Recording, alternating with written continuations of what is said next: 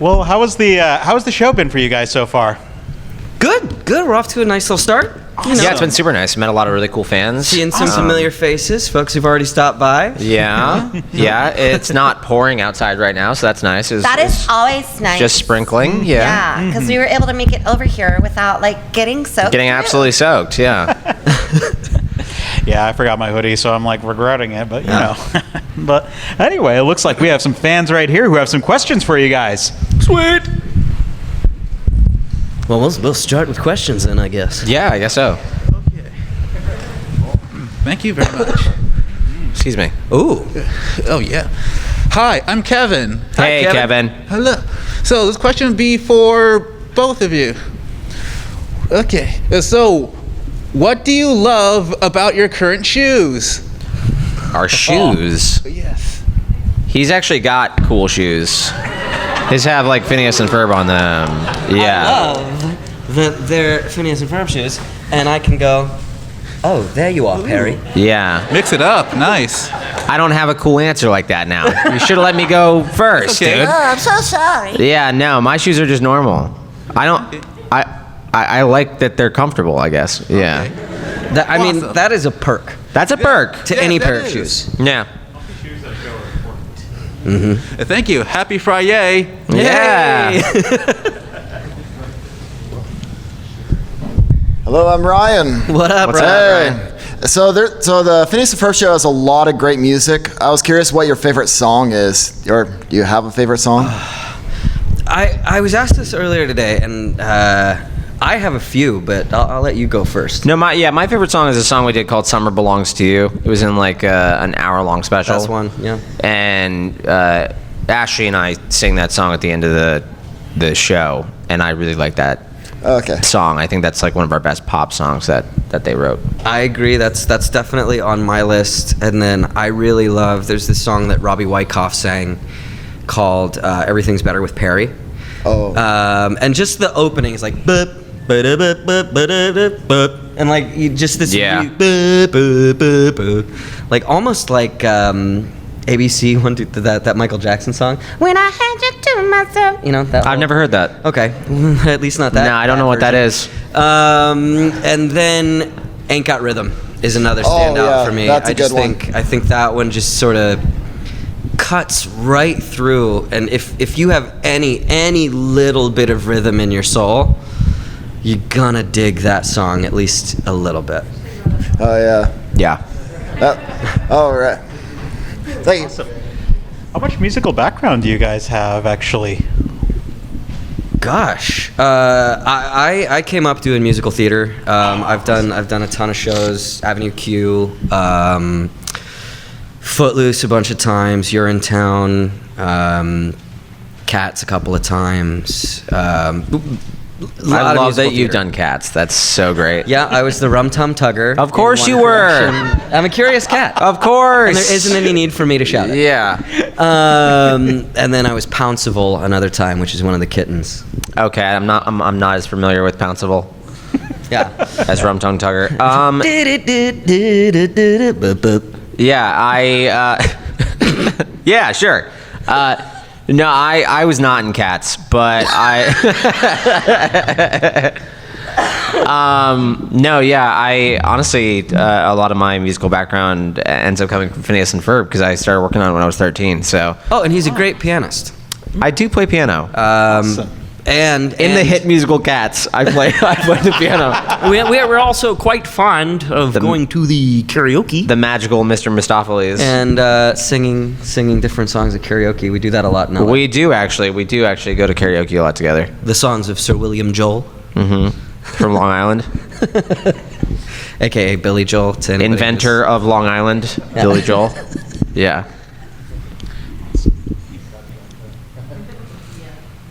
So, sad that you didn't say "Squirrels in My Pants" was one of your favorite songs. Sorry. It is a stellar song. It's a lot of fun. It is fun. Squirrels in my pants. All right. And so, Phineas Ferb make a lot of inventions. What invention or inventions would you like to have in real life? As somebody who really loved Power Rangers growing up, those treehouse fighting mechs are really appealing to my nerdy little brain. Oh, yes, please. Yeah, I like the tree houses. Those are cool. Something I always like that it's not an invention, but it's that Phineas and Ferb were able to get a band back together. Yes. That'd be cool to have the power to reunite band members who are no longer together. What band are you thinking of right now? Like the Beatles. Like I'll just zombie John Lennon it. Like just bring George Harrison back from the dead. The Back to Life-inator. Yeah, the Back to Life-inator. Which I don't know if you know this, but Jesus used as well.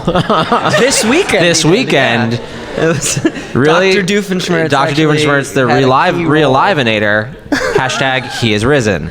Yeah. Nice. Thank you, guys. Yeah.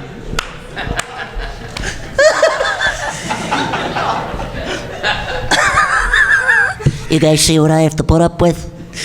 Tell you what. Hi, thank you guys again for coming out. You guys are awesome. Thank you.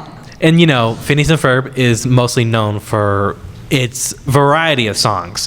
What would you guys say is your favorite?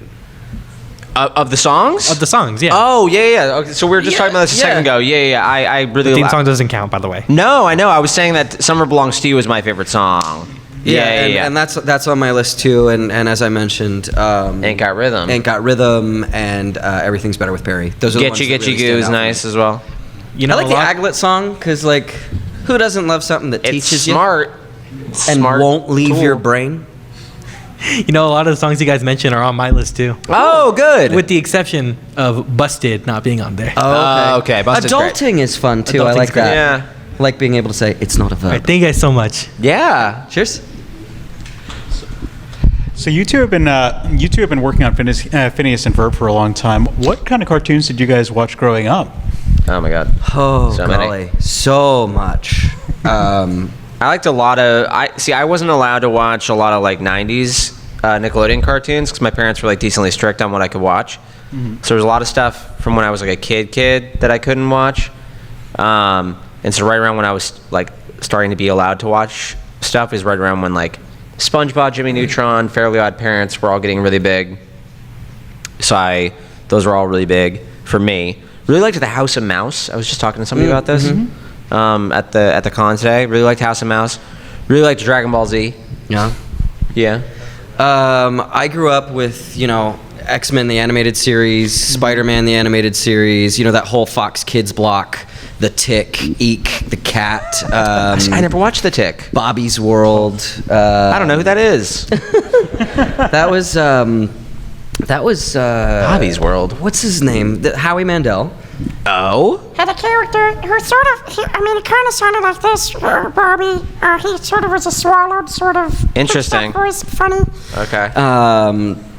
A lot of that Cartoon Network was really sort of finding its feet when I was a bit younger. Codename Kids Next Door was big for me when I was a kid. Yeah, What a Cartoon, when all of that started, when Cartoon Network started doing their own original content with Johnny Bravo, the Powerpuff Girls, Dexter's Laboratory.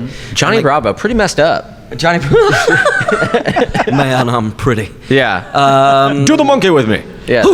Yeah. It's great. But like the Looney Tunes shorts were a big staple. Back when Cartoon Network would like do that, like they'd have like a Friday night special, and it would be like Looney Tunes. All the Looney Tunes, and Yeah. then like all these great shows from the 70s too. I got Hercules and the Herculoids, Josie and the Pussycats, Jabberjaw, the Snorks, the Smurfs, like such like the Flintstones, the Jetsons. Yeah, I did some Hanna-Barbera like that, Space too. Ghost, Yeah. and then of course Scooby. Space Ghost morphing into Space Ghost Coast to Coast, Scooby-Doo and Friends. Yeah. Pop named Scooby-Doo. Like, I feel like I got this really wonderfully broad-based cartoon education because Cartoon Network was just kind of getting ramped up when I was younger.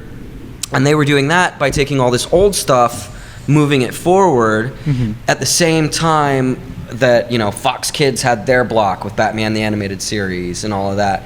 And then Kids WB with the Animaniacs and Hysteria and Tiny Toons. I mean, I grew up on Tiny Toons, and now I am Tiny Toons. Like, being able to do that and being able to take all of that, a lot of people would say wasted time watching cartoons as a kid and have it really come back. To the point You should have where- been in the mines. Well, my dad literally though. Get back to the mines. He spends all his time watching cartoons and video games. I don't know what to do with him. Oh yeah. And now, playing Hampton J. Pig, as well as Plucky Duck. On the new Tiny Toons, my dad's like, yeah, that was the right choice. We're glad that we let him do that. And I don't know why my dad sounded like H. That's how your dad. That's how your dad sounds. I don't know. Yeah. Oh my god. Now it's raining. Now it is raining. Now it's raining yeah. pretty hard, I think. It's like I have my Hello noise again. machine on at home. Hello. There's so many amazing episodes of Phineas and Ferb. I was wondering what was your favorite one Favorite episodes? or moment, if you can. Yeah, I really enjoy a lot of our holiday episodes just because I like holiday episodes of most cartoons, and I like how the art looks around, Christmas. Yeah, and Halloween. he did a DNA test recently, a 23andMe, and found out he's part Christmas elf. So. Yeah. Yeah. So I really like that. And I really like our Star Wars episode because I'm a big Star Wars fan. So having the Star Wars art with our characters is really cool. Like I always wish they would have sold some sort of toys from that, but they didn't. But they didn't. And the do Marvel crossover too. Like, wouldn't it have been cool to have the Condor? Yeah, that would have been cool. Yeah, for sure. I am also partial to holiday episodes. So one of my favorites is the one where Phineas and Ferb build Santa a spa. And of course, Buford keeps calling it, it's a clubhouse, whatever. I do a terrible Buford. That one really sticks out for me. Awesome. Yeah. Thank you. Of course. Yeah, of course. I love Summer Belongs to You. That one. Yeah, so do we. Yeah, that one's a great one. And any time that he gets to yell, like the get on the bike, The trike. the trike. excuse me, Yeah. that's it. That's I a do fun love one to 'cause yell it's so at out of people. character. It's very fun. Yeah. Hello. On the subject of crossovers, if you could have a Phineas and Ferb crossover episode with any franchise, what would it be? Lord of the Rings. Nice. Yeah, I would love to do a Lord of the Rings multi-episode thing of some kind. That would be I'm cool. a little surprised that hasn't shifted to Dune somehow. Dune? No, yeah, I don't It know doesn't if have that would. same size place I in don't your heart, think huh? they'd. I just don't. I don't know about that. Yeah, I don't know. Then we're talking about like a false messiah and.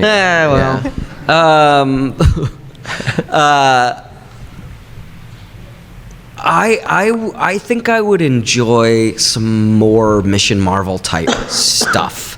Like let's do an X-Men crossover with X-Men 97 or something like that, and really just put those into some weird sort of hodgepodge. Gosh, but I agree with him. I think Lord of the Rings would be really, I think really that's slick. that's a good it lends itself to do that. But they've already got the Lord of the Rings-esque mythology in the show, so I wonder if they could do some. Yeah. What sort of hiccups that would be. Yeah, I think. But I I feel like Dr. Doofenshmirtz Doofenshmirtz would be like the perfect Gollum. I feel like that's such an easy. My precious. I feel like that's so easy. Awesome. Well, thank you. Yeah. Of course.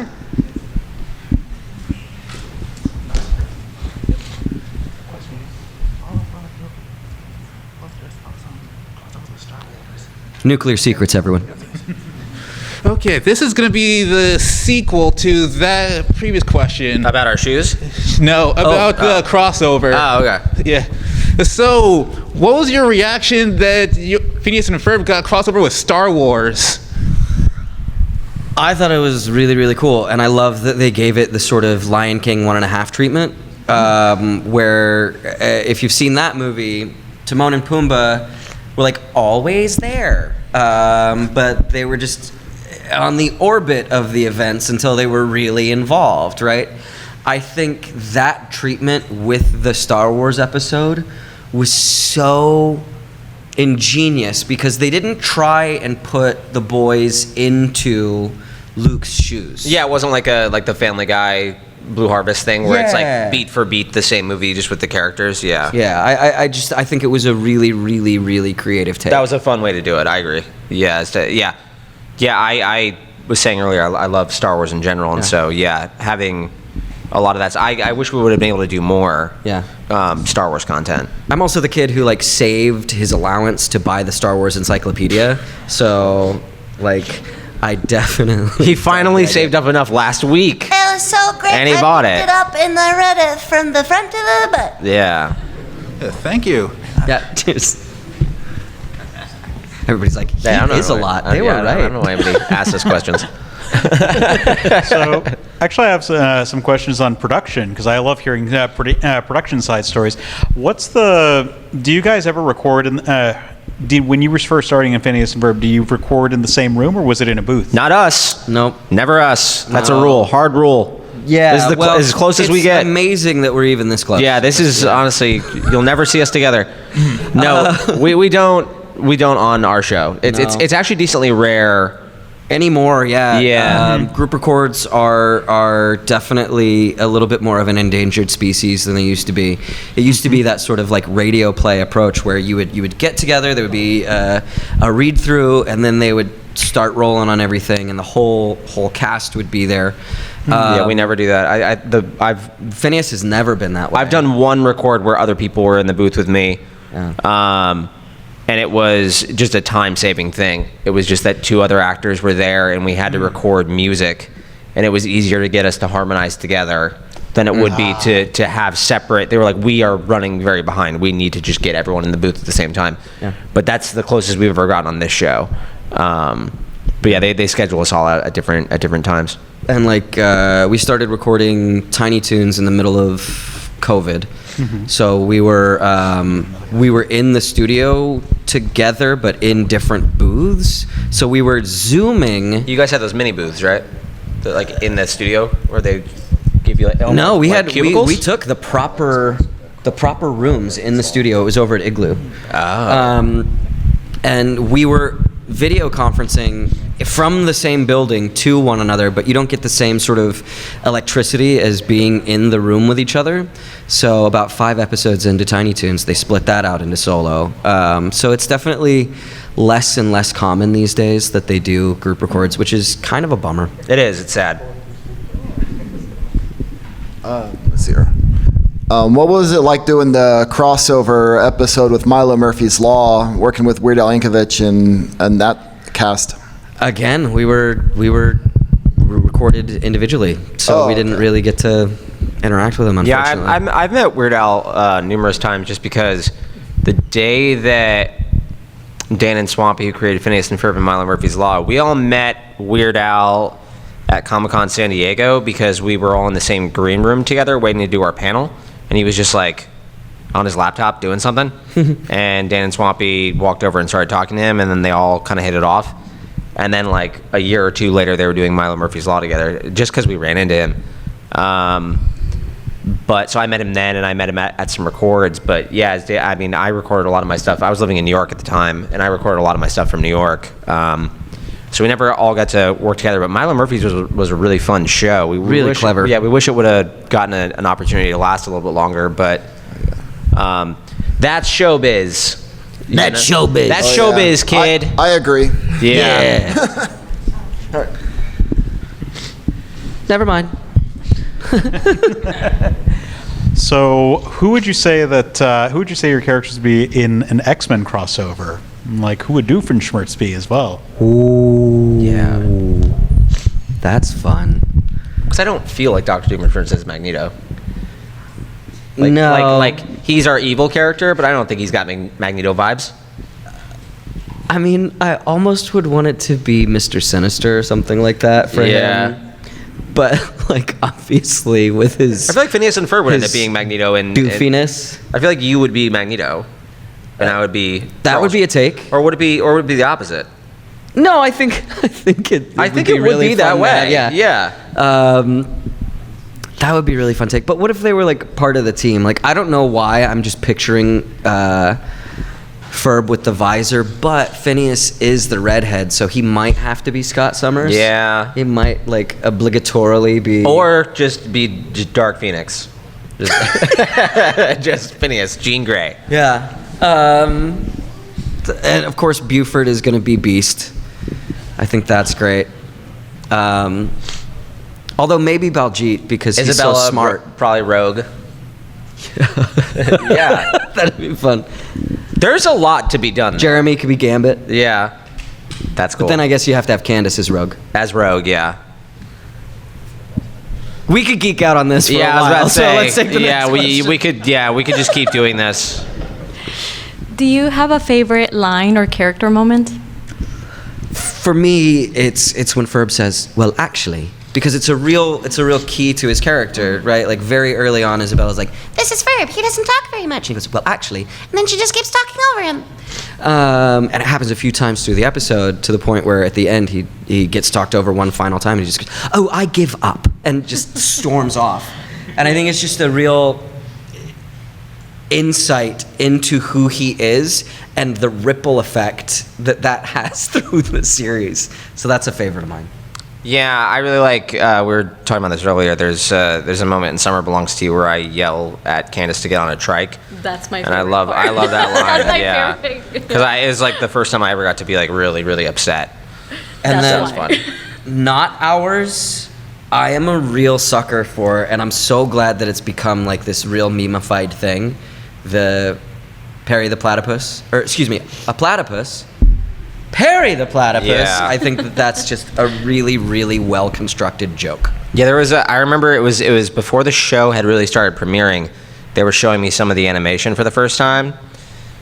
For an episode of it for the first time. I think this was that early on, but it was when Doofenshmirtz gets into the Queen Elizabeth robot, and he's like fighting Harry and the dragon robot, and they switch spots because he's like, I don't want to be in Queen Elizabeth, and he's like, I want fire breath, and like he hits like a button, and he's sitting in the mouth, and so the fire like hits him, and Doofenshmirtz screams for like 30 seconds straight, and I was like crying laughing. I thought that was super funny.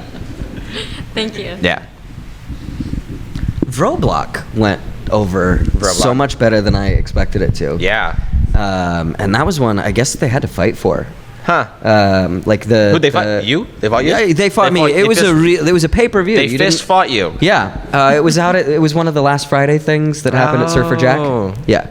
It's good But Friday. no, like today. they fought the Suits with Disney. They're like, what is this joke? It's dumb. Like, and Dan is like, I will bet my reputation on this joke. And then it consistently tested one of the best things in the movie. That's cool. I didn't know that. Huh. So there was. So did you guys ever have to interact with like anyone? Like, what was your interaction with like the writers and such? Did you? Anytime I've met the writers, they're just lovely, wonderful people. Mm-hmm. Like I've seen Josh Pruitt a number of times. Olivia Olson is now a writer on the show with her dad Martin. With Martin, which is really, really cool. Yeah, I mean, I've Scott met tons of the writers over the years. It's just we don't. When we go in to record, we're not going into the same office space where they're writing or something like that. But yeah, I mean, we've spent time with tons of them throughout the years. Yeah. Whenever I've gotten the opportunity, like I said, they're just really fun, clever, incredibly quick-witted individuals. There's a great writer who's now writing on Hamster and Gretel. He's not writing on Phineas and Ferb anymore. And every time I would come into the studio to be like, hey, let me check out like what you guys are cooking in here, and they'd show me stuff, every single time, very seriously, like he was not kidding. He was just like, but don't tell anybody about what I'm about to show you. And I would be like, I worked on this. Like I that's my voice that you're about to like show me. Like I know what's I just want to see the animation. I just want to see what it is. He's like, well, don't tell anybody. I was like, you are months late, sir. Was he doing a bit? No, he did it every time I would come to the studio. And he would always tell me, be like, don't tell anybody, like I didn't already work on it. I'm gonna start telling you that, just like randomly. And I'm just like, I'm not going to, but if I was, you're so late to this. Like you're like, if I was the one giving up secrets, like I recorded this months ago. Yeah. So wild. Yeah, it was great. What about the voice directors? Because I know the voice directors have to like pull different kind of like emotions and such out of you. Yeah, our voice directors are great. A lot of times it's Swampy who he voices Major Monogram, and he's one of the show creators. I mean, before him, it was probably about 3 people. That was before you worked on the show, Right. but we've always had great voice directors. Everyone's been great. We had Lisa Schaefer for a long time. Oh, yeah? Have you worked with Lisa? On Casa Grandes. Yeah, Lisa Schaefer's awesome. We had her for years. Yeah. But yeah, everyone we've had on the show has been awesome. I'm just glad they let me work. Hi, so I was just wondering, since the show has been on so long, and you mentioned you started when you were 13, you said, Yeah. how has that changed? How has your journey like changed over That was great. Now, near the end of my life, I look back on it. I look back on it very fondly. It was really. you sick? Yeah. I'm 78 years old. Moisturize, kids. I look great. I look great. SPF. Full head of hair. Yeah. So it's been an awesome experience because it's pretty rare that you have anything in your life this long, let alone doing something that you really enjoy. So I've learned a lot from working on this show in particular. I've met a lot of really wonderful people, and it's meant a lot to me for sure. And that's the big thing for me is like it's brought people into my orbit that I would consider very, very, very dear friends. And that's the gift of being involved in the show. And like Dan and Swampy always made it immediately feel like a family. And so that sort of welcoming vibe. And obviously coming to these things and hanging out with you guys and, it's very getting cool. to do it with Vincent has been just a major gift, especially over the last few years. That's awesome. Thank you so much. Yeah.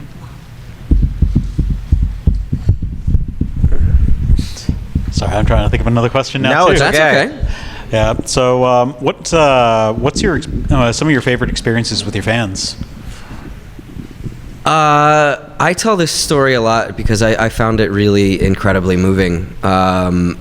We were in Columbus last year. Oh yeah. And this family came up, and it was 2 boys, a girl, and then their 2 parents. And the 2 boys were nonverbal autistic. Mm-hmm. One of them very, very, very deeply invested in his phone. Like, was being led around by the arm, but was only holding and staring at his phone. And when the family came up to the table, the mother was like, "Hey, do you guys mind doing the voices? The boys don't really know who you are without the character voices." And she explains that they're nonverbal, and Vince starts talking to them in the Phineas voice, and the kid who had been attached to his phone immediately goes, and then he kind of like reaches out and grabs Vince's face, and the mom is like, "Oh my gosh, I'm so sorry, and fucking darn great guy that he is. He goes, it's fine, and he keeps talking to this kid in the Phineas voice, and suddenly the kid starts to talk to him, and like I went, I'll be back.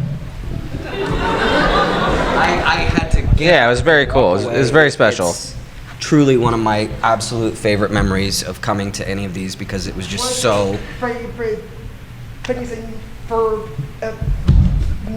they were done. Yeah. Okay.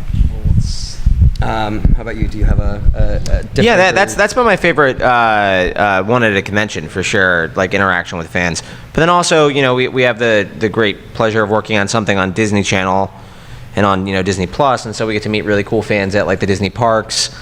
And there are Phineas and Ferb like walk around characters at the parks and stuff. Yeah. So getting to be able to see fans who are waiting in line to like get a Phineas and Ferb autograph and stuff, it's really cool. We were just at Disney Channel night at Disneyland a couple of weeks ago, and to see him geeking out over hearing some of the songs playing through the speakers very cool. was really cool. Very weird, yeah.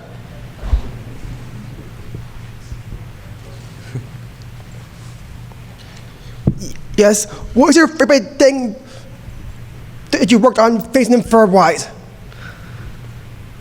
I think maybe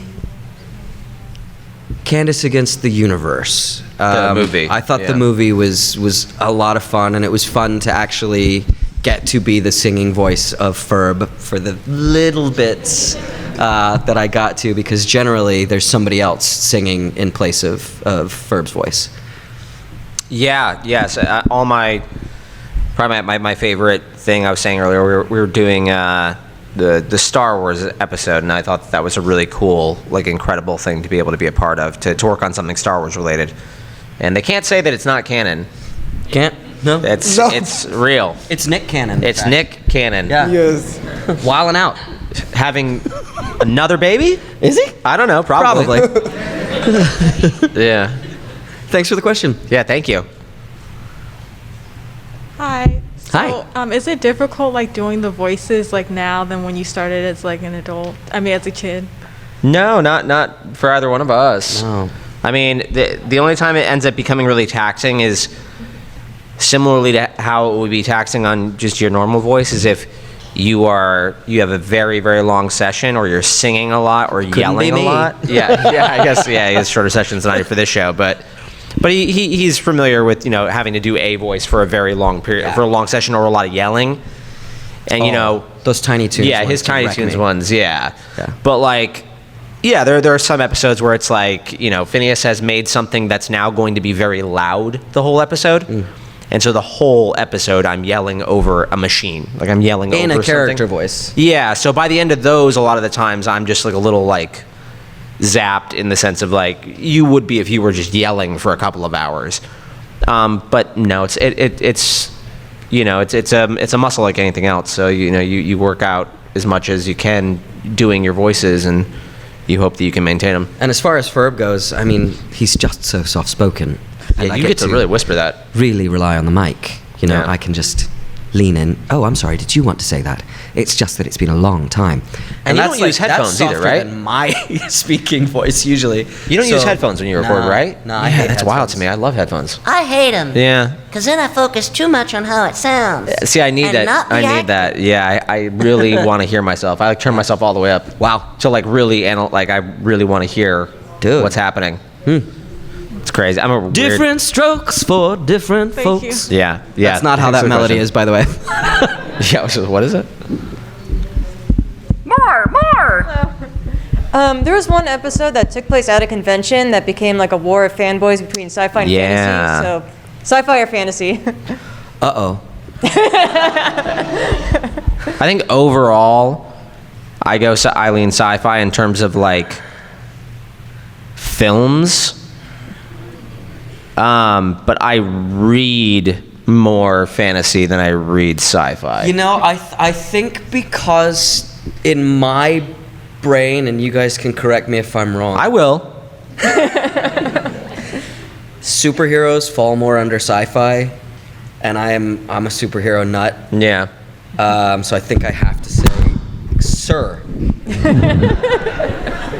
I think I have to say sci-fi, but I can go there for a. Yeah, for a I don't good read a lot of sci. I read fantasy. I can't read. Yeah, that's true. Yeah. He is illiterate. Comic books, Which right? is why, actually, this is insider information. That's why Ferb actually has so few lines, is because they have to tell me the lines. Yeah. Real hassle. And they can't be that long, because my memory isn't that good either. So it's just, they tell me the line and I regurgitate it. 'Cause Yeah. I couldn't possibly read it. True.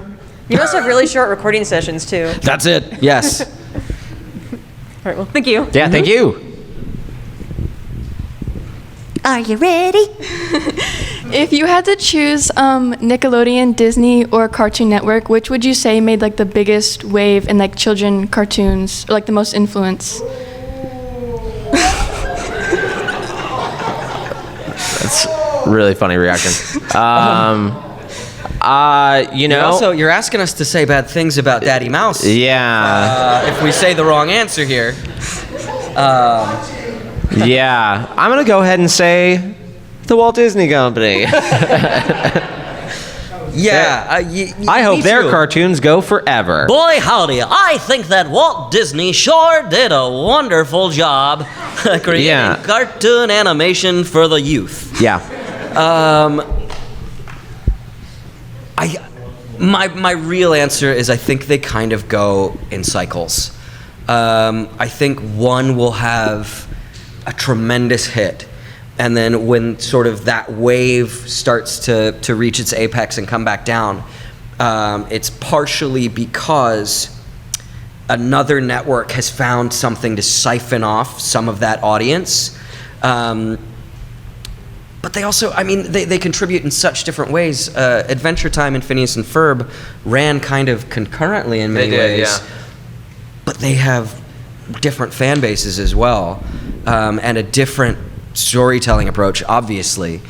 And then it's not even close when you look at like feature animation. I mean, Disney is. Oh, they're the leader of that's the it. pack. Like, That's all there is. Nobody saw Wonder Park or whatever that was that Nickelodeon tried to put out. I've never even heard of that. You're like, I don't even know what that is. Yeah, I don't know what that is. Okay. Yeah. But you know, I think each of them has their sort of wins. Like Nickelodeon has their SpongeBob. Obviously, that's 20 years strong. You cannot fight that. That's not that strong anymore. 20 years? It kind of sucks now. Okay, but I mean it's been going. It has been going, and you might have just outgrown its style. So that might be why you think it sucks, because you matured beyond it. You know, Phineas and Ferb, I would love if that became Disney's SpongeBob and we got to do this for another 20 years. Are you kidding me? It's so much fun, and we get to come and do this stuff and see you guys, and why wouldn't we be thrilled with that? And Cartoon Network, I mean, gosh, Teen Titans Go, whether it's your flavor or not, that's a phenom. That thing has been going for quite some time too, and they have had a really sizable audience. So I think they each have their flavor and sort of what they bring to the market, and the impact waves are sort of cyclical and transient from company to company. Is that sensible? Yeah. Thank you so much. Yeah. Plus, like, you know, on Teen Titans, you got Greg Sipes, bro. So, after Disney had acquired Fox, what Fox properties would you want to see Phineas and Ferb like cross into? Because obviously we have X-Men. Yeah, I was about to say. I mean, X-Men obviously. That's about the only. I don't think any of their animated shows we could have any kind of crossover there, because they're all more adult animation. I mean, wouldn't it be interesting and weird as all get out to have like a Phineas and Ferb and Bob's Burgers crossover? That'd be very cool. Like, and I think that Bob's is almost wholesome enough to do it. Where The Simpsons has its I was about to whole, say Simpsons, like, Family Guy, and American Dad, and all that DNA, stuff. You can't touch it, but But- maybe Bob's Burger. Yeah. Yeah, that'd be cool. Doof goes in and he's working with Bob. I think that'd be, and he's trying to make like a burger flipping it or something. Yeah. And then of course Bob is like, oh my God.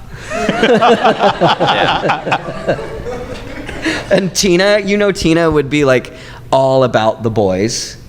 That would be great. And Louise and Gene. Oh, I think Gene and Buford could have a whole side mission, which would be great. And Louise would be so into whatever the boys were inventing, or really into trying to help Candace bust them.